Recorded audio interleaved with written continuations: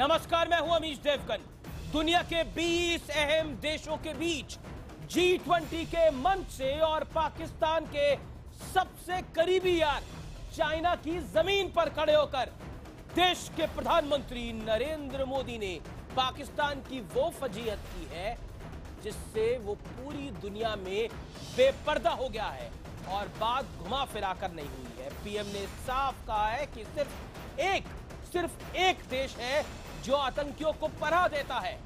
PM Modi का शब्द बाण ऐसा था कि अपने पालतू आतंकियों के सहारे अमन का दुश्मन बन चुके पाकिस्तान की हालत खिसियानी बिल्ली खंबा जैसी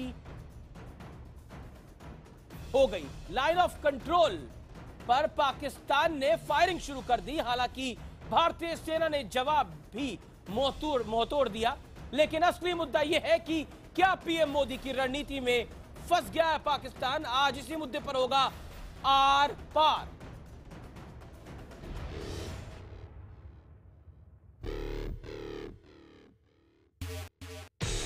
जमीन थी पाकिस्तान के सबसे करीबी यार चीन की। दुनिया भर के दिग्गज नेता मौजूद थे और सबके सामने हो गई नवाज शरीफ और पाकिस्तान की सबसे बड़ी फजीहत। और ये फजीहत की प्रधानमंत्री नरेंद्र मोदी ने, वो भी बिना नाम लिए। चीन में G20 सम्मेलन के दौरान आतंकवाद पर बेहद कड़ा रुख दिखाते हुए पीएम मोदी ने कहा, दक्षिण एशिया में एकमात्र देश है जो हमारे क्षेत्र में आतंकवादियों को बढ़ावा दे रहा है। जाहिर तौर पर इशारा पाकिस्तान की तरफ था। पीएम ने यह भी कहा कि ऐसे देशों को अलग थलग करने और इन पर पाबंदी लगाने की जरूरत है। Terrorism is the biggest threat and danger to the world and knows no boundaries. Alluding to the UK Prime Minister's previous stint as the Home Secretary, he said that she was well aware of the dangers of terrorism.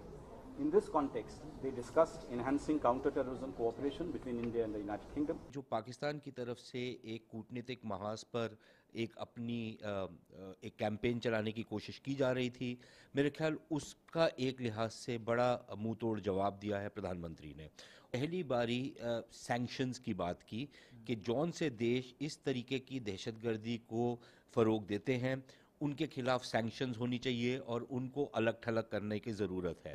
इस अंतर्राष्ट्रीय बेइज्जती के बाद खिसियानी बिल्ली खंभा नोचे वाले अंदाज में पाकिस्तान ने सीज फायर तोड़ते हुए जम्मू कश्मीर के पूंछ सेक्टर में जमकर फायरिंग की, जिसका भारतीय सेना ने मुंहतोड़ जवाब दिया।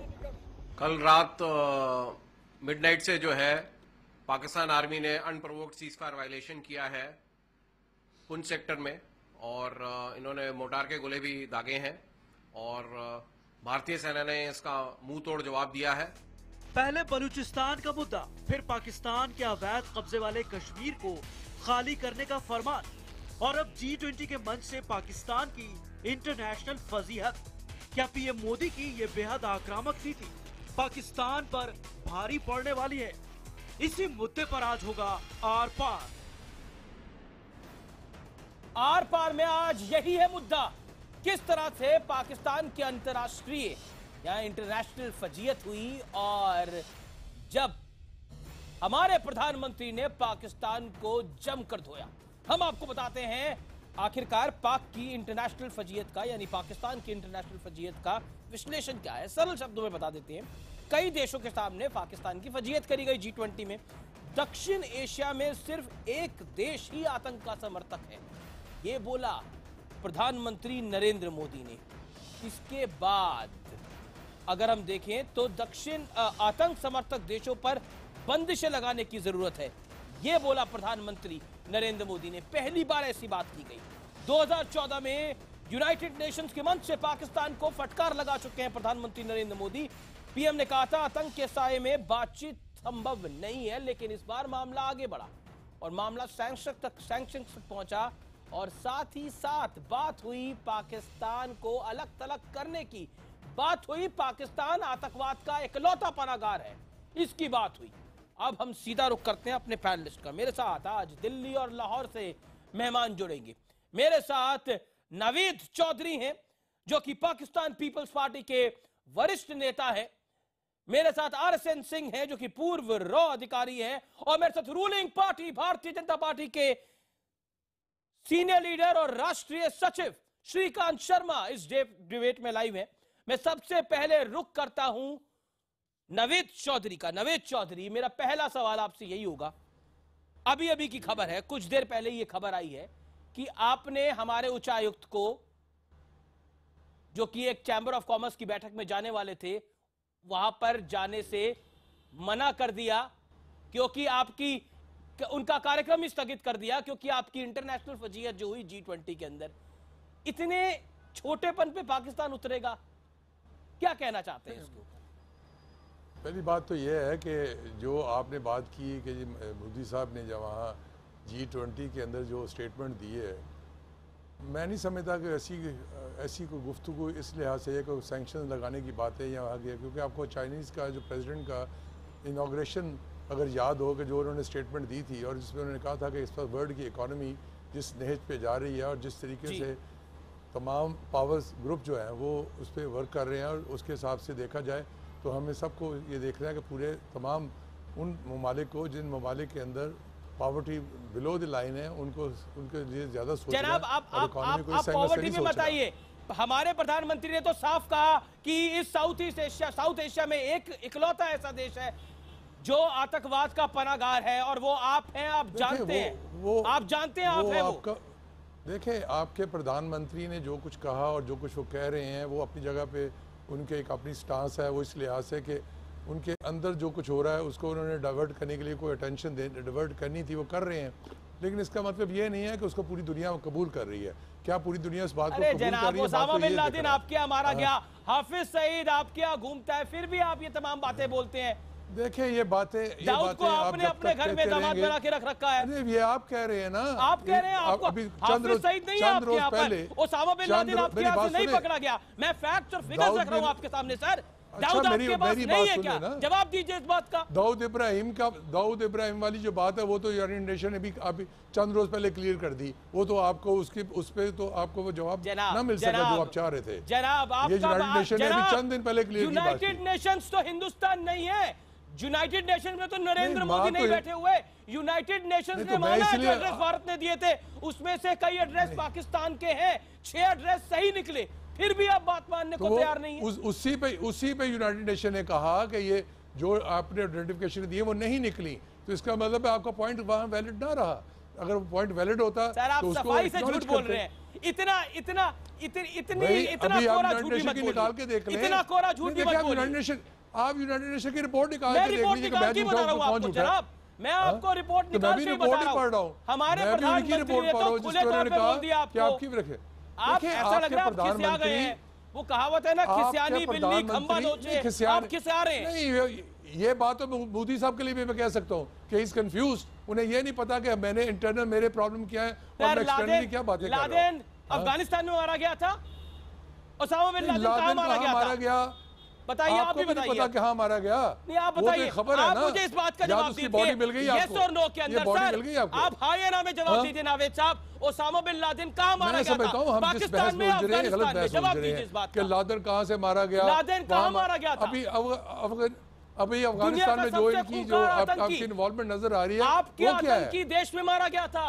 आपके आतंकी देश में मारा गया था।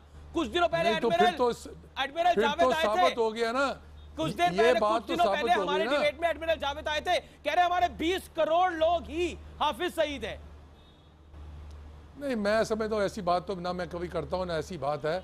ये 30 करोड़ कौन है? हाफिज सईद तो क्या नहीं। मैं हाफिज सईद साहब को ना एक्नॉलेज करता हूँ इस लिहाज से। उनकी सोच अपनी जगह पे है, मेरी सोच अपनी जगह पे है। आप ही के तो एडमिरल जावेद साहब अपनी जगह से साथी हैं। नहीं, मेरे मुल्क आपके मुल्क में भी बहुत से ऐसे लोग रहते हैं। हमारे मुल्क में कोई हाफिज सईद जैसा नहीं है। ये तो नहीं है। हमारे मुल्क में कोई हाफिज सईद जैसा नहीं है। ना हमें चाहिए हाफिज सईद। आपको मुबारक। आपकी जो फौज इस वक्त कर रही है, आपकी फौज जो इस वक्त कश्मीर के अंदर कर रही है, वो क्या है? वो चीज क्या है? कहाँ आप कश्मीर को, कश्मीर पे आप बात कर रहे हैं? कश्मीर में हमारे सियासतदान जाते हैं, तमाम पॉलिटिकल पार्टी के नुमाइंदे जाते हैं। आज 6 सितंबर इस दिन का उसी दिन के हिसाब से है कि जब आप डिफेंस डे यहाँ मना रहे हैं। किस बात की मना रहे हैं? इसलिए कि आपने जब हमला किया था तो आपको मुंह की खानी पड़ी। इसके बाद क्या हुआ उसका? जनाब, अब मैं 1500 किलोमीटर 1500 किलोमीटर आपकी जमीन हमारे पास थी। श्रीकांत 1500 शर्मा, किलोमीटर जमीन आपकी हमारे पास है। रूलिंग पार्टी के नुमाइंदे हमारे साथ है श्रीकांत शर्मा, जो कि नेशनल सेक्रेटरी है बीजेपी के। श्रीकांत शर्मा, नवेद चौधरी को जवाब।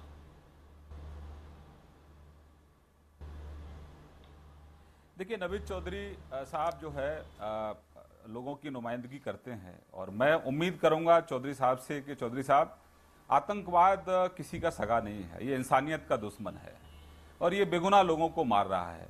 आपके यहाँ भी कितना, देखिए पेशावर में जो स्कूल के बच्चे थे उनको आतंकवादियों ने मारा। तो ये आतंकवादी कभी किसी के सगे नहीं है। इनको आपने अपने आस्तीन के अंदर क्यों पाला हुआ है?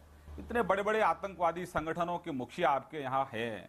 अब आप जैसे लोग अगर इस चीज़ को नकारने की कोशिश करेंगे कि ओसामा बिन लादेन आपके यहाँ मारा ही नहीं गया, हाफिज सईद आपके यहाँ है ही नहीं, और अजहर मसूद आपके यहाँ है ही नहीं, तो लश्कर तैयबा, जैश ए मोहम्मद, ये तमाम जो आतंकवादी संगठन है, इनके सरगना आपके यहाँ मेरा ख्याल है आपने मेरी बात सुनी नहीं। आपको अपनी जनता के माजरत के साथ आपने मेरी बात सुनी नहीं। मैंने ये नहीं कहा कि हाफिज सईद यहाँ नहीं है, मैंने ये नहीं कहा अजहर मसूद नहीं है। दूसरी बात सुन लीजिए, करेक्ट कर दो ना आपको, मैं आपकी बात को करेक्ट कर दूं। मैंने ये बात नहीं कही कि हाफिज सईद नहीं है या अजहर मसूद नहीं है, ये ऐसी बात मैंने नहीं कही। मैं तो एक बात कह रहा हूँ कि ना मैं इस चीज़ को मानता हूँ कि टेररिस्ट जो हैं उनको हमने कभी पैटर्नाइज ही किया। पाकिस्तान पीपल्स पार्टी ने हमेशा एक स्टांस लिया है कि हमने उन तमाम मिलिटेंट्स जो ऑर्गेनाइजेशन थी उनके खिलाफ हमने मुहिम चलाई और बाकायदा यहाँ हमने उनको बैन किया। तो मतलब इसलिए मैं आपकी बात, इसलिए आप मेरे नाम पे अपनी बात को ना आगे बढ़ाएं।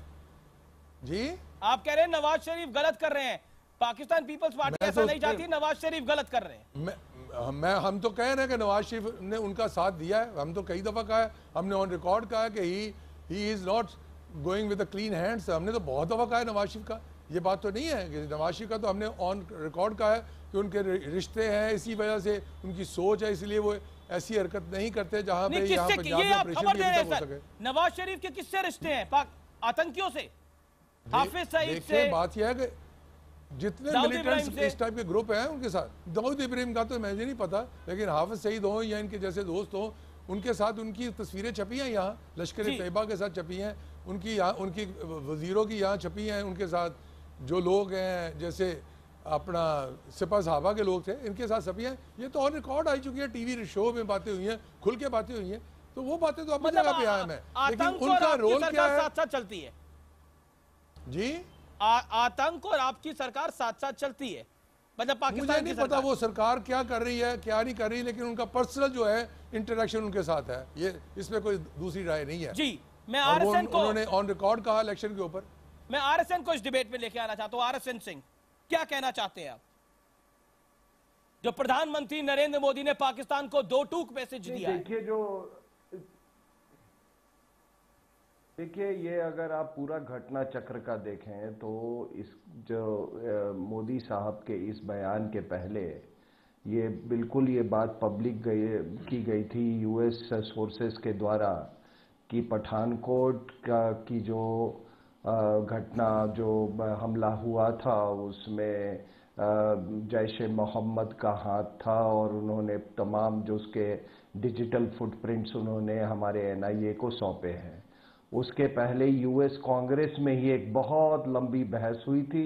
उस बहस में ये तय किया, कुछ लोगों ने यहाँ तक कहा कि आप पाकिस्तान को केवल फंडिंग ही ना बंद करें बल्कि उनको आइसोलेट करें और उन पे इकोनॉमिक सैंक्शंस लगाएं। ये यूएस के फॉरेन रिलेशंस कमेटी की जब ये बैठक हुई थी उसमें तय हुई थी। अब ये जो जनाब पाकिस्तान से की तरफ से बोल रहे हैं, मैं इनको ये भी बता दूं कि चाइना ने क्या किया है इधर।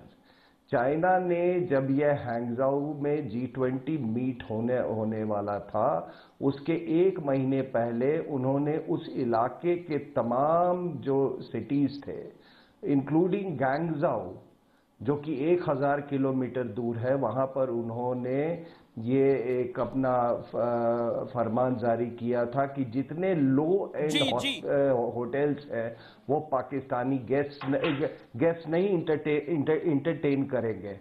तो पूरी दुनिया को ये बात मालूम है। मोदी साहब ने इस फोरम को इसी बात को रिएटरेट करने के लिए इस्तेमाल किया। उन्होंने क्या गलत कहा? उन्होंने एक कहा कि ये साउथ एशिया के पूरे एटमॉस्फेयर को ये विशिएट कर रहा है पाकिस्तान। जी रिएक्शन ले लेता हूं मैं रिएक्शन ले लेता हूं। मैं एक सवाल और ऐड कर लेता हूं। नावेद चौधरी, आरएसएन आपने अपनी बात रखी, मैं नावेद चौधरी से एक सवाल पूछना चाहता हूं। नावेद चौधरी, पहले बलूचिस्तान का मुद्दा, फिर पीओके खाली करने का फरमान, और अब एक बड़े अंतरराष्ट्रीय फोरम पर आपकी देश की बड़ी फजीयत। क्या आपको लगता है message is loud and clear? मैं नहीं समझता कि इनकी इन स्टेटमेंटों से, इनकी चीजों से रियलिटीज में अंदर सर, सिंध में भारत का तिरंगा फहराया जा रहा है, बलूचिस्तान में तिरंगा फहराया जा रहा है, आपकी आजादी की मांग कर रहे हैं। वो चाय की प्याली पे तूफान है, चाय की प्याली पे तूफान है, इसे storm in the cup of T, और उसके आगे बढ़ के कुछ नहीं है। श्रीकांत रिएक्ट करना चाहते हैं, श्रीकांत शर्मा। ओके, इंडिया से श्रीकांत शर्मा रिएक्ट करना चाह रहे हैं दिल्ली से। हकायक बिल्कुल डिफरेंट है। Okay, Lahore hold on, Delhi से श्रीकांत रिएक्ट करना चाहते हैं। नावेद चौधरी साहब, मैं आप लोगों को रिप्रेजेंट करते हैं, आप कोई फौजी हुक्मरान नहीं है, आप फौजी अफसर नहीं है। आपको लगता नहीं कि आज पाकिस्तान में जितना भी आवाम है जो अपने बच्चों की परवरिश चाहते हैं, बच्चों की चाहते हैं कि उनके बच्चे आगे बढ़ें, पढ़ाई लिखाई करें और ठीक से आगे बढ़ें, तो आपको लगता नहीं कि आतंकवाद सबसे ज्यादा बड़ा आपका आप में हर्डल है आपके डेवलपमेंट में जिसकी आप बात कर रहे हैं? आपको लगता नहीं कि पाकिस्तान की फौज और वहां जो अभी सियासत में लोग हैं उनका एक गठबंधन बन गया है आतंकवादियों को सपोर्ट करने का? देखिए, भारत ने हमेशा से आपकी तरफ दोस्ती का हाथ बढ़ाया। हमने सबसे पहले जिसने नोट ली थी उसने सभी अपने मुल्क, सभी सुन लीजिए आप सुन लीजिए, पहले सुन लीजिए। हमने लगातार आपकी तरफ, पाकिस्तान की तरफ दोस्ती का हाथ बढ़ाया, लेकिन जब हम दोस्ती का हाथ बढ़ाते हैं तब तक आप पीछे से, पीठ के पीछे से छुरा घोंपने का काम करते हैं। तो आपको लगता नहीं कि हम आपकी जो छुरा घोंपने की जो नीति है अब वो चरम पर है, बिल्कुल पीक पर है। तो आप पाकिस्तान का जो आवाम है उसको आपको लगता नहीं कि फौज के खिलाफ बगावत करनी चाहिए? वहां की जो सरकार है उसके खिलाफ बगावत करनी चाहिए? क्या आप आतंकवादियों को क्यों संरक्षण दे रहे हैं? आप दुनिया के जो पहली बात तो ये आतंकवादी है वो पाकिस्तान में पाए जाते हैं, और वो मेरी बात सुन लीजिए ना, अब आपने बात पॉइंट किया दिया, मेरी बात सुन ले। अपनी सुरक्षा के लिए, लेकिन आपको लगता नहीं कि आप अपनी बात के नुमाइंदे हैं? आपको लगता नहीं कि आतंकवाद के खिलाफ आपको अपना पॉइंट ऑफ व्यू तो सुन लीजिए ना। जहां तक टेररिज्म का ताल्लुक है और टेररिस्ट का ताल्लुक है उसको हम सब कंडेम करते हैं। आप बताइए, आज इस चैनल पर बताइए, क्या आपको अपने बच्चों की चिंता नहीं है? सुने ना, पहले मेरी बात तो सुने। दुनिया को बताइए, सबको फिक्र है, अपने बच्चों को सबको फिक्र है, आपको भी फिक्र है, मुझे भी फिक्र है, आपको भी फिक्र है, मुझे भी फिक्र है, हर एक को फिक्र होती है अपने बच्चों की। मेरी बात सुने, इनके खिलाफ क्यों नहीं बोले? सुने तो सही, आपका पॉइंट ऑफ व्यू गलत है तो मैं क्या बोलूं? मैं जब बात कह रहा हूं कि टेररिस्ट को और टेररिज्म की उसका कोई मुल्क नहीं होता टेररिस्ट का। मेरी बात सुन ले, की पनाहगाह बन गया है। किसने बनाया? मेरा पॉइंट किसने बनाया? किसने बनाया? किसने बनाया? ये बात तो सुन लेना। आप तो डाल रहे हैं, आप तो डाल रहे हैं, नहीं हमने नहीं बनाया, यही तो बात गलत है। हम तो खुद उसका शिकार हैं। जनाब, हम खुद शिकार में होते। जनाब, बेनजीर जब बेनजीर जब कुरान वाली के नाम पर ब्लैक डे मनाया गया जो आतंकवादी था कश्मीर का, नहीं आप उसको उसमें आपकी पॉलिटिकल पार्टी भी शामिल थी। उनको लेकर आपको कोई परवाह नहीं है। शहीद हुई थी तो वो किसने मारा था? इन्हीं टेररिस्टों ने मारा था। इनका अपना कोई मुल्क नहीं होता, टेररिस्ट का कोई मुल्क नहीं है। तो सर फिर बुरहान वानी पे ब्लैक डे क्यों मना रही थी आपकी पार्टी? ये एक बुरहान वानी की मौत पर ब्लैक डे क्यों मना रहा था पाकिस्तान में आपकी पार्टी? जवाब दीजिए इस बात का। बुरहान वानी की मौत पर ब्लैक डे आपकी पार्टी भी मना रही थी पाकिस्तान में, क्यों? Burhan Wani is a not a terrorist, is a freedom fighter. अरे सर, यही तो आपकी दिक्कत है। गलत कर रहे हैं, यही फर्क है आपका। आप सर ये को भी टेररिस्ट इसका फैसला आप ले लीजिए। मतलब है कि आपकी मंशा नहीं है, आरएसएन कुछ कहना चाह रहा है कि आप पाकिस्तानी बच्चों को टेररिस्ट बनाना चाहते हैं। बुरहान वानी की तरह बनाइए ना नावेद चौधरी अपने बच्चों को, अपने बेटे को बुरहान वानी की तरह बनाइए। बुरहान वानी अगर टेररिस्ट नहीं था, फ्रीडम फाइटर था, अपने बच्चों को भी बनाइए ना वैसा। नहीं, मेरे मुल्क में अगर ऐसी बात हो तो मेरे बच्चों के हम सब फ्रीडम फाइटर होंगे। हमने अंग्रेजों के खिलाफ इसी तरह जंगें की थी ना, वो हुई नहीं थी जब पूरा इंडिया पाकिस्तान इकट्ठा था उस वक्त जब जंगे आजादी हुई थी तो क्या था? प्रधानमंत्री नरेंद्र मोदी ने G20 में लताड़ा और कहा कि आप एक ऐसे मुल्क हैं उनकी स्पीच का क्या इफेक्ट पड़ जाएगा? खराब कर रहा है। अपनी कौम को बेवकूफ बनाने के अलावा इससे क्या फायदा होगा? आपका अपना घर जल रहा है, मुझे ये बात बता दें, आपके प्रधानमंत्री के इनके कहने से अपने घर को नुकसान उठा रहे हैं, मुझे तो कोई नहीं फर्क पड़ा, मेरी जात पे उनके स्टेटमेंट का कोई फर्क नहीं पड़ा। आपको बचाने की हमारी मंशा भी नहीं है, इश्यूज हैं, आपको बचाने की हमारी मंशा भी नहीं है। आप तो खुद ही आग लगाने को तैयार है, तो हमें क्या बचाने की जरूरत है आपको? तो कश्मीर के अंदर जो आग लगी है उसको तो बुझा लें, उसको तो बुझा नहीं रहे आप। Okay RSN wants to respond. Okay, RSN, go ahead. Quick reply to Naveed Chaudhary, RSN. देखिए, मैं इनको पहली बात इन्होंने कहा कि हमें कोई फर्क नहीं पड़ता, कोई नुकसान नहीं हो रहा है। फर्क तो बहुत पड़ रहा है। अभी जिक्र हुआ था पेशावर स्कूल अटैक का, इसके पहले जो अभी स्टेटमेंट की बात कर रहा हूं, मोदी साहब के कहने से मुझे फर्क नहीं पड़ रहा वो क्या कह रहे हैं। नहीं अब सुन भी लीजिए RSN को, नवेद चौधरी। मैं सुन रहा हूं। फर्क पूरी दुनिया में पड़ रहा है। आज कोई 5 कंट्री है जिसमें इराक, सीरिया, पाकिस्तान, टर्की, सभी जगह कई टूरिज्म कई कंट्रीज के जर्मनी में हो रहा है, जर्मनी में हो रहा है, अमेरिका में हो रहा है, यूके में हो रहा है, वो क्या है? अरे बोलने दीजिए, आप तो दबा रहे हैं RSN को, ऐसा ठीक नहीं है, बात करने दीजिए उनको। और हाँ, वो जो हो रहा है वो जो हो रहा है सभी जगह वहां पाकिस्तान के फुटप्रिंट्स हैं। अब हकीकत क्या है मैं आपको बता दूं। हकीकत ये है कि आपने पहले तो इस्लाम में कन्वर्ट किया, उसके बाद कन्वर्ट करने के बाद आपने बोला कि मैंने तो कन्वर्ट कर लिया जी, अब मुझे मुल्क दे दो। आप फिर बोले हम बहुत धार्मिक लोग हैं।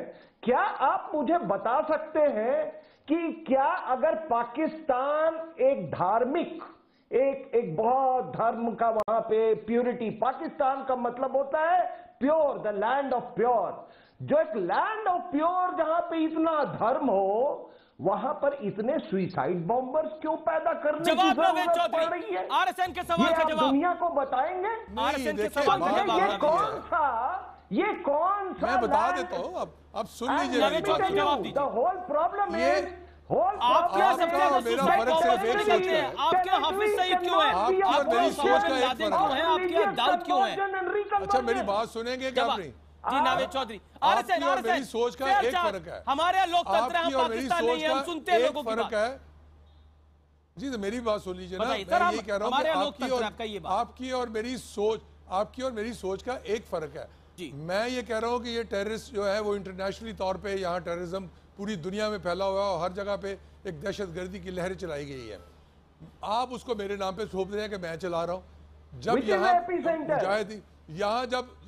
यहाँ ये अफगान मुजाहिदीन आए थे और जब वो हुआ था, रशिया का अटैक हुआ था, उस वक्त क्या मैंने यहाँ पूरी एक इंटरनेशनल फोर्सेस यहाँ आई थी और आके साथ कुछ किया गया था। आज अपने दिल पे हाथ रख के कह दीजिए, आप ओसामा बिन लादेन को आपने पनाह नहीं दी थी? आपको पता नहीं है कि हाफिज सईद आपका भी गलत घर चला रहा है? आप दिल पे हाथ रख के कह दीजिए। आप नहीं कह सकते सर, आप दिल से जानते हैं कि आपके मुल्क में गलत हो रहा है। मेरी बात सुने तो अब आप सुनेंगे मेरी बात। उसामा बिन लादेन को जब यहाँ आए उस वक्त तमाम इंटरनेशनल फोर्सेस ने उनको पहना दी। यहाँ जब वो अफगानिस्तान में मुजाहिदीन की जंग लड़े थे उस वक्त वो हीरो थे उनके। बाद में जब उन्होंने ये हरकत की, उन्होंने क्या किया यहाँ? RSN go ahead. Okay, from India RSN will reply now. RSN. Amit, what this gentleman is saying, ये बिल्कुल ये सही फरमा रहे हैं कि इन्होंने सोवियत यूनियन के खिलाफ इनको एक मशीनरी तैयार करने के लिए कहा गया। इन्होंने एक बहुत बड़ी जिहादी मशीनरी तैयार की। इन्होंने अपने सर्विसेज ऑफर किए और ये सर्विसेज इन्होंने क्यों ऑफर किए कि ये जो जिहादी मशीनरी जो ये तैयार करेंगे, बाद में ये उसी से अफगानिस्तान को रूल करेंगे और इंडिया के अगेंस्ट अगर इनको मेक इन पाकिस्तान करना था तो कुछ और किसी और चीज की फैक्ट्री लगा लेते। ये फैक्ट्री इन्होंने सुसाइड बॉम्बर आतंकियों की क्यों लगाई?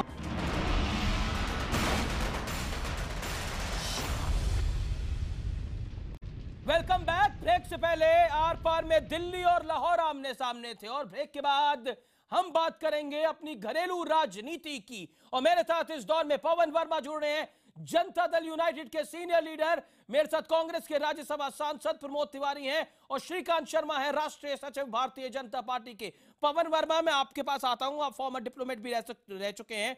बड़ा सवाल इस समय यह है कि प्रधानमंत्री सार्क मीटिंग के लिए पाकिस्तान जाएंगे। इसी बीच G20 में प्रधानमंत्री नरेंद्र मोदी ने खूब खरी खोटी सुनाई है पाकिस्तान को। क्या यह कदम ठीक है? पवन वर्मा। मेरे समझ से ये कदम ठीक है। दोनों चीज का मैं जवाब देना चाहता हूं।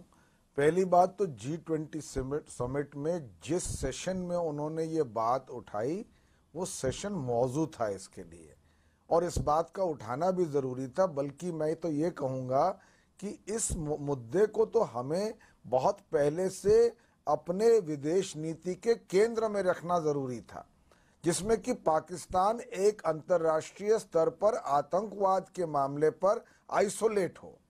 जहां तक सार्क का सवाल है, सार्क एक अलग फोरम है, बल्कि भारत उसका एक प्राइम मूवर जिसको कहा जाता है वो रहा है।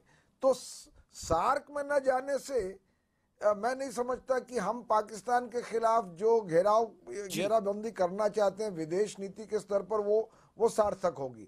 सार्क जाएं, पर अब ये जरूरी है कि जो भी विदेश नीति हम अपनाएं उसको अंजाम तक ले जाएं। ये फ्लिप फ्लॉप ना हो, कभी झप्पी कभी कट्टी।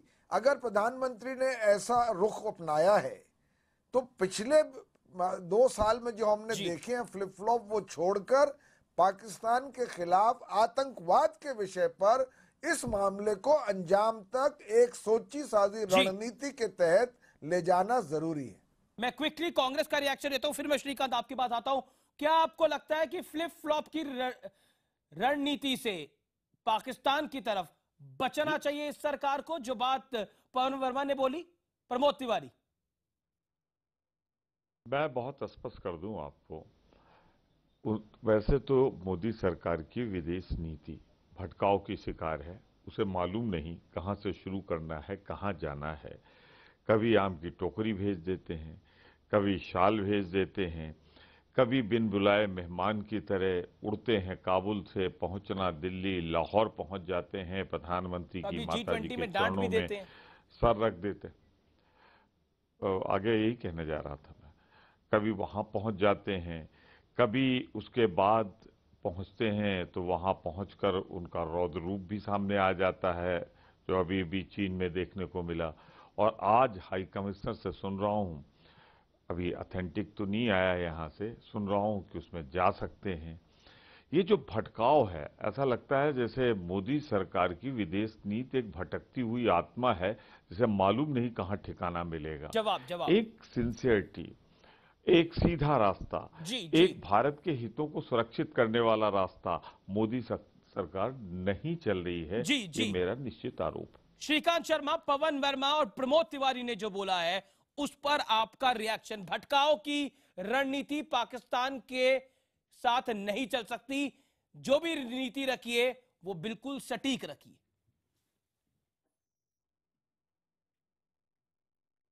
देखिए अमीश जी, मैं आपको स्पष्ट कर दूं कि भारत के प्रधानमंत्री श्री नरेंद्र मोदी जी ने देश की विदेश नीति पर, चाहे कश्मीर नीति हो, उस पर जो हमारे दल हैं उन सबका सहयोग भी लिया है और सबके सहयोग की हमने सराहना भी की है। देश के विकास में जिस तरह से GST पास हुआ उसमें भी हमने सबका सहयोग लिया, सबकी सराहना की है। लेकिन कांग्रेस के मित्र हमेशा सिर्फ और सिर्फ आलोचना ही शुरू करते हैं, आलोचना से अपनी बात शुरू करते हैं और आलोचना पर ही समाप्त करते हैं। पर यहाँ तो जेडीयू भी आलोचना कर रही है, थोड़ी में है, उनका काम है आलोचना करना। लेकिन ठीक है भाई, विपक्ष में है, उनका काम है आलोचना करना, हमारा काम है काम करना। हमारे दो स्पष्ट हैं, हमारी विदेश नीति है, हमारी रक्षा नीति है। रक्षा नीति पर कहीं पर भी आप देखेंगे, कहीं कोई समझौता किसी भी तरीके का नहीं है। और मैं कुछ कहना नहीं चाहता, लेकिन ऐसे लोग जिन्होंने इस देश को 70 साल तक रन किया और UN में वो किसी और देश का भाषण हमारा विदेश मंत्री पढ़ता है, तो कम से कम ऐसे हालात आज इस देश में नहीं है। पाकिस्तान को जब मोस्ट वांटेड की सूची जाती है तो उसमें ऐसे लोगों के नाम भेज दिए जाते हैं जिनकी कुछ की तो डेथ हो चुकी है या कुछ हमारे भारतीय जेलों में बंद है। तो शर्मल शेख में जिस तरह से शर्मसार किया पूरे देश में, आज बदलाव आया है अमीश देवगन। देश की जनता इस बात को स्वीकार करती है कि पहले पाकिस्तान भारत के अंदर कश्मीर में पाकिस्तानी झंडे फहरवाता था, आज बलूच के अंदर भारत का तिरंगा फहर रहा है, ये और डिफरेंस दोनों है। में अंतर भी है। यहाँ जी। पाकिस्तान आतंकवादियों का सहारा लेकर तिरंगा, आतंकवादियों का सहारा लेकर पाकिस्तान का ध्वज फहराता था, वहां पर अमन की आशा लेकर, शांति की आशा लेकर बलूच के लोगों को भरोसा है कि इस पाकिस्तान के अंदर से फौज बर्बरता कर रही है, यहां से निकालने का काम अगर कोई कर सकता है तो आपने अपने ओपनिंग रिमार्क्स दे लिए परिवर्तन है। मुझे लगता है कि कांग्रेस के मित्रों को आत्मचिंतन भी करना चाहिए कि आपकी विदेश नीति हमारी और आपकी अलग अलग नहीं होती, देश की विदेश नीति में देश की विदेश नीति होती है। जवाब श्रीकांत जवाब ले लेते हैं। पवन वर्मा पहले आप और फिर प्रमोद तिवारी आप। पवन वर्मा पहले आप। पवन वर्मा ओवर टू यू। देखिए विदेश नीति पर राष्ट्रीय कंसेंसस बनना चाहिए। अगर आलोचना हो रही है तो वो इसलिए नहीं हो रही क्योंकि हम विपक्ष में हैं, क्योंकि हम चाहते हैं कि एक सोची हुई, एक सुलझी हुई विदेश नीति हो। मैं आपको सिर्फ तथ्य दूंगा 30 सेकंड। जी सर। जब सरकार बीजेपी सरकार आई तो उस वक्त क्रॉस बॉर्डर टेररिज्म अपने पीक पर था, बढ़ता चला जा रहा था, पर बिना किसी कारण हमने विदेश सचिव के स्तर पर यूनिलैटरली टॉक्स को अनाउंस कर दिया। जब होने जा रहे थे फिर उनको कैंसिल कर दिया। सुषमा स्वराज जी विदेश मंत्री कहती है कि जब तक मुंबई कांड के दोषी नहीं पकड़े जाएंगे हम कोई बात पाकिस्तान से नहीं करेंगे। उसके 2 हफ्ते के बाद प्रधानमंत्री और नवाज शरीफ इंटरनेशनल समिट के साइडलाइन पर मुलाकात कर रहे हैं। प्रधानमंत्री चले जाते हैं लाहौर बर्थडे विशेस के लिए। तो ये जो फ्लिप फ्लॉप उतार चढ़ाव होता है विदेश नीति में, वो अगर उसको अवॉइड कर सके, जिसमें ये लगे, आपने पठानकोट की बात मैं कहना भी नहीं चाहता। पठानकोट में तो आपने आईएसआई को अपने एयरफोर्स बेस की पूरी वो एक सर्वे करवा दिया इस सोच में कि वो वापस जाके ये कहेंगे कि हाँ हमने ये आतंकवाद हमला किया है। तो एडहॉक फॉरेन पॉलिसी नहीं चलती है। अगर आपने कोई रुख अपनाया है तो उस पर अटल रहिए और सोच के चलिए। जी ओके प्रमोद तिवारी 20 सेकंड में आप अपनी बात रखिए, फिर मैं ब्रेक लेने के लिए जा रहा हूं। क्या आपको लगता है 15 अगस्त से जो मोदी सरकार ने नीति बदली है, पहले बलूचिस्तान की बात और फिर पाकिस्तान को G20 में घेरना, क्या आपको लगता है वो नीति अब ठीक है? प्रमोद तिवारी। विदेश नीति पे पूरी तरह असफल है मोदी सरकार। शर्म आती है मुझे ये कहते हुए, दुख होता है मुझे ये कहते हुए कि जिस कांग्रेस सरकार के समय में बांग्लादेश का निर्माण हुआ, आज आप कश्मीर में हिंदुस्तान का तिरंगा नहीं दिख रहा है, बैली में पाकिस्तान के झंडे दिख रहे हैं, और इसकी जिम्मेदारी मोदी सरकार की कमजोर नीतियों की है। बात बलूचिस्तान के खड़े होकर यहाँ बोल तो दीजिए, बैठ के कोई कनाडा में आदमी आपके पक्ष में बोल दे, लेकिन सच्चाई क्या है? 60 दिन से कर्फ्यू लगा हुआ है कश्मीर में, छोड़ के थाने भाग गई है पुलिस वहां से, और पाकिस्तान के झंडे लहरा रहे हैं। उसके बाद विदेश नीति की सफलता की बात कर रहे हैं। चौपट कर दिया है कश्मीर को इन्होंने।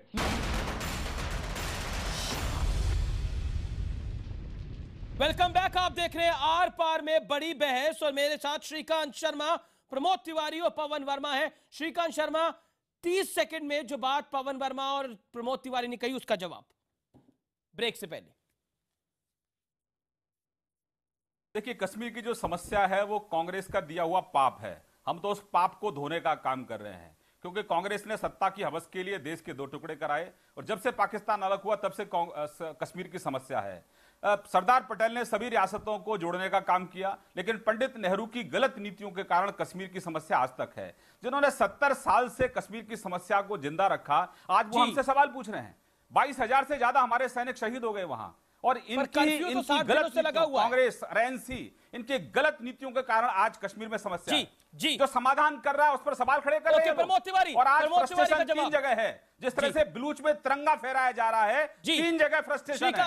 एक फ्रस्ट्रेशन है सेपरेटिस्टों के अंदर, एक फ्रस्ट्रेशन है पाकिस्तान के अंदर, और एक फ्रस्ट्रेशन दिखाई दे रहा है आपके चैनल पर। आपके चैनल पर कांग्रेस के प्रवक्ता का जो फ्रस्ट्रेशन है वो बिल्कुल उसी तरह से दिखाई दे रहा है। अरे आज गर्व होता है देश के लोगों को कि जहां पाकिस्तान हमारे अंदरूनी मसलों में दखल करता था, आज बलूच के अंदर तिरंगा फहराया जा रहा है। मेरी गुजारिश, तो आपको तो मोदी साहब टाइम लिमिट का ध्यान रखना पड़ेगा, प्रशंसा करनी चाहिए। ओके प्रमोद तिवारी, मेरी गुजारिश होगी 30 सेकंड में आप अपनी जवाब। जितना समय आपने इनको दिया दीजिएगा। इनके यहाँ विदेश मंत्री और प्रधानमंत्री के बीच में जो टकराव है उसकी कीमत हिंदुस्तान चुका रहा है। श्यामा प्रसाद मुखर्जी ने जिस 2 झंडे के लिए जान दी, मोदी जी ने घुटने टेक कर वहीं जाकर 2 झंडे के सामने शपथ ग्रहण कराई, ये गलती हुई। इन्होंने अटल बिहारी वाजपेयी को छोड़ा, उनकी इंसानियत, कश्मीरियत और जमहूरियत की नीति को छोड़ा, और ये सबसे ज्यादा कश्मीर को बर्बाद और चौपट करने वाला एक आदमी जिसका नाम है नरेंद्र मोदी, जिसे विदेश नीति की एबीसीडी नहीं आती, और उसने कश्मीर में आईएसआई की टीम को पठानकोट में लाकर हिंदुस्तान के हितों के खिलाफ काम किया।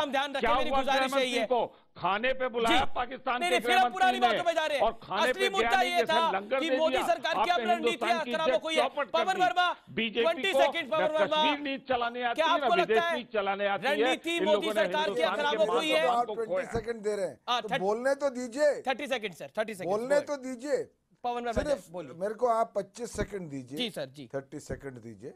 देखिए, सिर्फ एक बात ही मैं कहना चाहता हूं कि चाणक्य ने कहा था कि अगर आप एक बाहरी दुश्मन को असफल करना चाहते हैं तो ये जरूरी है कि आपके ही लोग आपके साथ हों।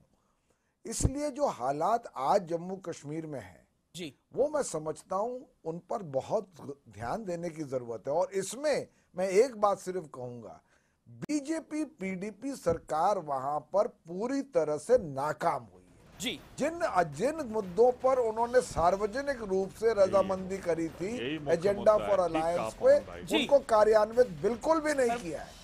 कश्मीर में हम डिबेट करेंगे, लेकिन ये डिबेट ये पाकिस्तान की रणनीति पर डिबेट थी। हम कश्मीर पे आ गए, लेकिन पाकिस्तान और कश्मीर हम मिला देते हैं अक्सर। आप तमाम लोगों को बहुत बहुत शुक्रिया इस डिबेट में जुड़ने के लिए। पवन वर्मा, माफी चाहता हूं, मेरे पास अब समय नहीं है। कंक्लूजन है ये, पाकिस्तान के खिलाफ जो भी हमारी नीति हो वो एकजुट होके बने, ये सबसे जरूरी है। फिलहाल इतना ही।